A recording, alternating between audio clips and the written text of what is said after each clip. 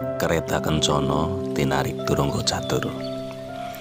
Ini adalah filosofi Jawa di kitab pewayangan bahwa kereta itu melambangkan kehidupan jiwa manusia yang ditarik oleh 4 kuda dengan 4 warna yang berbeda: putih, merah, kuning, dan hitam. Kereta Kencono tinarik turunggo catur dipun tarik kelawan jaran sekawan warni petak kuning cemeng kali abrit. Itu menunjukkan bahwa manungsa lan kamanungsan kadudungan piranti sekawan. Kereta kencana yang indah dan nyaman yang dinaiki oleh seorang kesatria, Arjuna Wiwaha, ditarik oleh kuda 4, kuda putih, kuda kuning, kuda merah, kuda hitam. Dan keempat ekor kuda ini dikendalikan oleh seorang kusir, yaitu Kresna, sebagai gurunya Pandawa.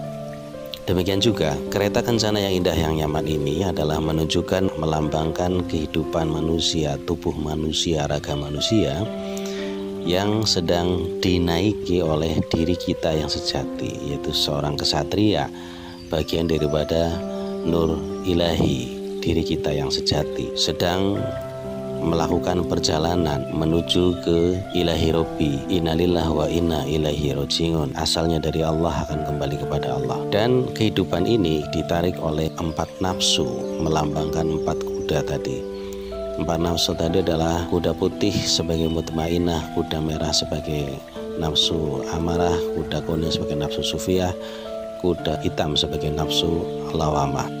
Bayangkan apabila salah satu daripada kuda ini tidak berjalan pada semestinya, maka akan membahayakan daripada perjalanan kereta, perjalanan seorang kesatria. Maka untuk kuda bisa bersinergi jalan mestinya, maka harus dikendalikan oleh seorang kusir, yaitu Kresna. Kresna adalah ibarat guru sejati diri kita, sebagaimana Kresna di dalam pewayangan sebagai gurunya Pandawa, sehingga Pandawa memperoleh kemenangannya pada perang Baratayuda Jayabinangun, yaitu perangnya 5 kesatria Pandawa melawan 100 Kurawa. 5 kesatria Pandawa melambangkan sifat baik kita yang sedikit melawan sifat buruk kita yang banyak. Yang sedikit mampu mengalahkan yang banyak karena salah satunya dibantu, diarahkan, dikendalikan oleh seorang guru sejati, yaitu Kresna. Kresna di dalam pewayangan sering diwarnakan hijau, diartikan dalam bahasa Arab sebagai Khidir. Maka seorang diri yang sejati harus menemukan guru sejatinya, harus menemukan Khidirnya, supaya bisa mengendalikan 4 nafsunya, yaitu nafsu mutmainah, nafsu sufiyah, nafsu amarah, nafsu lawamah. Nafsu mutmainah yaitu kuda putih yang kecenderungan berbuat baik, tenang, mengalah. Ini pun harus dikendalikan, jangan sampai terlalu over. Demikian juga nafsu amarah, yaitu kuda merah, dalam bahasa Jawa rahwana, rah getih, merah, wana hutan, yaitu anaknya Begawan Wisrawasidi yang pertama, yaitu Rahwana, yang mempunyai watak yang keras, yang mempunyai semangat yang tinggi, dan apabila mencapai puncak kemarahannya, Rahwan ini bisa bertriwikrama, berubah menjadi raksasa yang mengerikan.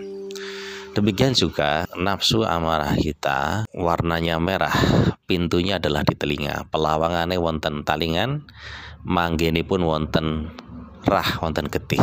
Pintunya di telinga kita dan tempatnya adalah di darah, dan dia bisa berubah menjadi raksasa yang bisa menerkam diri kita sendiri. Maka sebagaimana yang disabdakan oleh Nabi, bahwa orang yang kuat adalah orang yang mampu menahan amarahnya ketika dia sedang marah. Dan ketika kamu sedang marah dan kamu berdiri, maka duduklah. Ketika kamu masih marah, maka berbaringlah.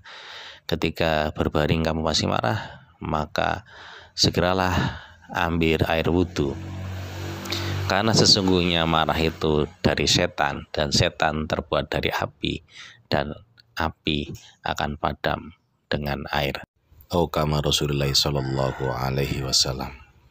Nafsu yang ketiga yaitu nafsu sufiyah kuda kuning, yaitu nafsu yang pelawangan nih saking meripat manggene wonten empedu. Jadi pintunya dari mata dan tempatnya di empedu. Ini adalah nafsu kaindran, kesenangan, keduniaan. Maka dilambangkan sebagai anaknya Begawan Misrawasiti yang ketiga, yang perempuan, itu Dewi Sarpokanoko.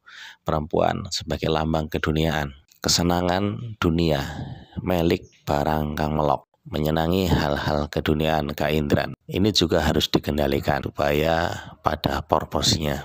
Demikian juga nafsu amarah yang merah tadi juga harus dikendalikan pada proporsinya yang tepat. Demikian juga nafsu yang keempat yaitu nafsu lawamah, yaitu nafsu hayawan, nafsu rudang sing turu madangi sing kawin, yaitu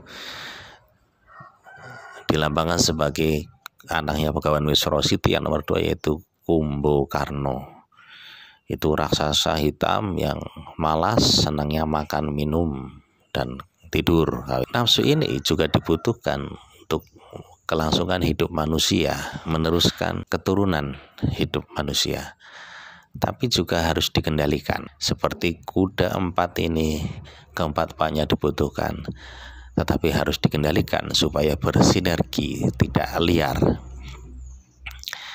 Yang mengendalikan ini adalah Krishna sebagai guru yang sejati, sehingga perjalanan akan nyaman dan kereta kencana, dan diri kita Arjuna Satria yang sejati, diri kita yang sejati akan bertemu dengan Tuhan yang sejati, Ilahi Robbi, dengan perjalanan yang selamat, tenang, dan sampai kepada tujuan. Demikianlah penjelasan kurang lebih tentang filosofi Kereta Kencana Tinarik Turangga Catur. Banyak kekurangan, kami mohon maaf atas keterbatasan yang ada. Terima kasih telah menyimak. Salam sukses, lancar jaya selalu. Salam BMW, Beja Mulia Waskita.